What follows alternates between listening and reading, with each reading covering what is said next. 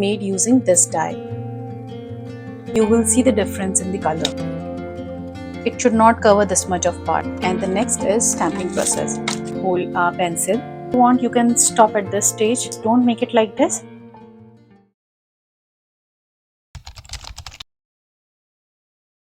Hello and welcome everyone. Now, as you can see, these beautiful flowers are known as Hydrengea flower and we make it in various color themes. In this video, I'll be showing you how you can give this type of color shading, which will also give a touch of some vintage look. These type of flowers are perfect to put into any of your project and it will go well and merge well with the background. Now, to make this, I have used this dye from Fantasy Dyes, and this exact size I have made using this die. Okay, this is the smallest die which I have used to make this flower. Also, if your project is big or if you want it in bigger size, you can use this size, the biggest size, medium size or a small size. So let me show you these two sizes. One is this one and one is this one, which is mostly used in most of our projects. Now to start the process, I have already stiffened this fabric. Now I'm going to cut it. For cutting it, if your fabric is basically, I prefer to just fold it into half, use 2 layers at a time. Now I'm going to arrange my die. Alright, so I have run it through my machine and let's see that how the dies are now. This is how we got the die cut out. Sometimes it happens that some part of it is not cut and you have to use a scissor to do it. And look at it.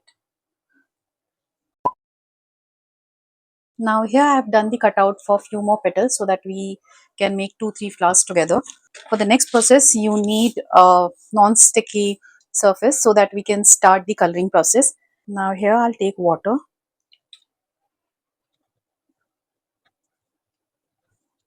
Let's start the coloring process. For this, you would be needing one flat brush and one normal rounded brush. So I'm using flat brush because we want to apply water to all the petals so that we can make it wet and then we can start coloring. For fabric flower, you have to keep in mind that if you are using water soluble colors, okay, you have to dilute it and then you use it because we want to blend it and we want to give a soft touch to it. Okay, if you directly use it, you will see a huge difference. So I'll try to show it in one of your petals so that you understand the difference of it as well. For colors, I am using this mustard yellow from Tubby Crafts and this imperial red from Tubby Craft. Now these are the colors you can, if you get the exact shade on distressing, you can also use that. But I found this color very good to be used and it was giving really nice shade. So I thought of using it and giving it a try. Also, I have used this mocha brown color. This is from Itsy Bitsy Splash Colors, and if you do not have this, you can even use a tiny drop of the acrylic brown color as well. Now let's start the process. First of all, I am going to take my flat brush and will start applying water to all the petals.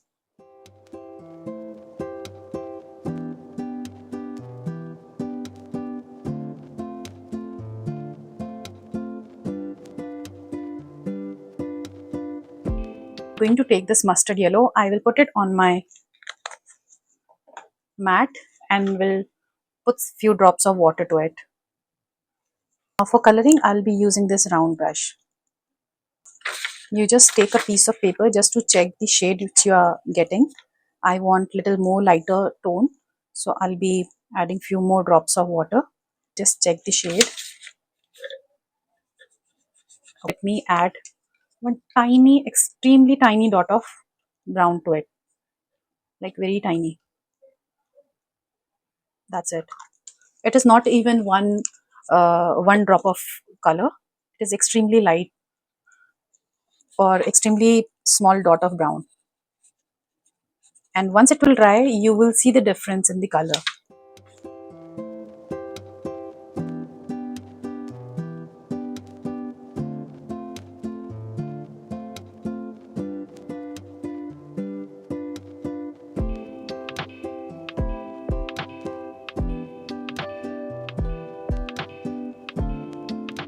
Now I'm going to take my red color, take this color on my mat and will start applying the water to it. I'll take this brown color and will just apply a tiny drop of this color. It should be very small. You don't have to make it extremely brown. Okay, it should be very, very tiny, not even one drop of a brown you want. Now you can see the difference. Okay, so we want something like this. Start applying at the center first. Okay, and then I will go on top.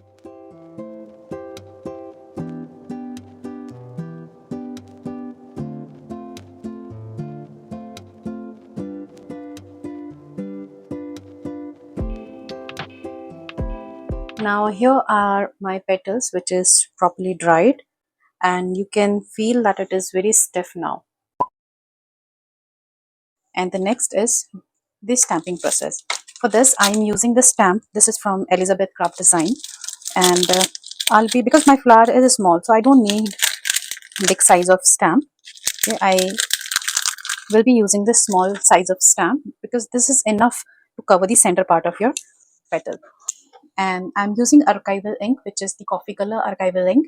If this is my flower, the stamp should cover this much of part. Okay, it should not cover this much of part, because then only I will get the view of this type of stamp randomly. Okay, if you if you use the bigger stamp and you cover more than half part of your petal, which means you are covering the entire color shade which you have given to flower, and you would not able to get that natural look to your flower. So that you need to keep in mind while choosing the stamp for stamping the center part of your flowers.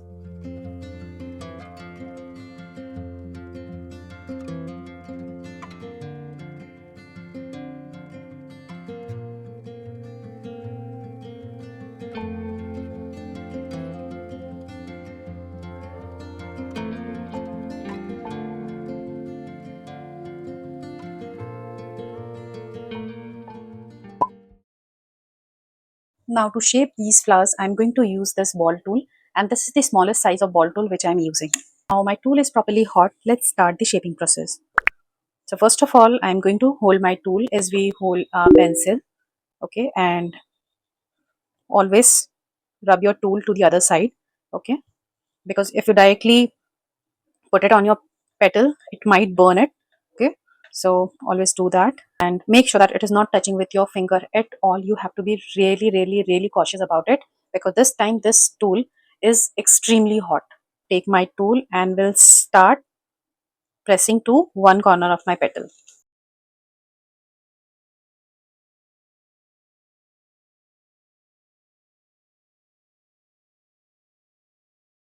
Once done, I will fold it, and then again I will follow the same process.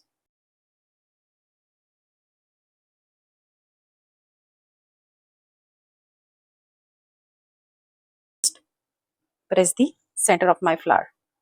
Just hold it for a second and it will take its shape like this. Now here all the shaping is done. Now next we would be needing is this one. I am using this thread pollen, and I will go with the white color because it will go well with any of the project. Now to start, I'm going to take this thread pollen. I'm taking 2 thread pollens, and I'll be using this 0.3 mm beading wire. Now I'll take this beading wire. I have folded it into half like this. Okay, I'll take my 2 pollens and I will fold it like this. I'll take this wire and I will pass it through it like this. So basically this wire is going to work as a needle for me to insert this pollen into the flower center.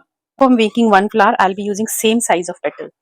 Okay, I'll take my wire, I'll put it through it like this, and I'm going to take this glue and I will be putting it here. For the next layer, I'll put it inside the wire.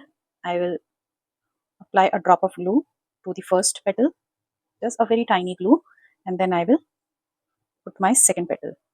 Now make sure that you are not putting your petal like this, like the second layer petal is coming between the center of this 2 petal. No, just make it little to the side of the first layer like this. Okay, just don't make it like this, just make it like this. And that's how our beautiful flower is ready. I hope you found this video informative and also loved the flower making process. Do let me know in the comment section. I'll meet you in another video. Till then, bye. Happy crafting.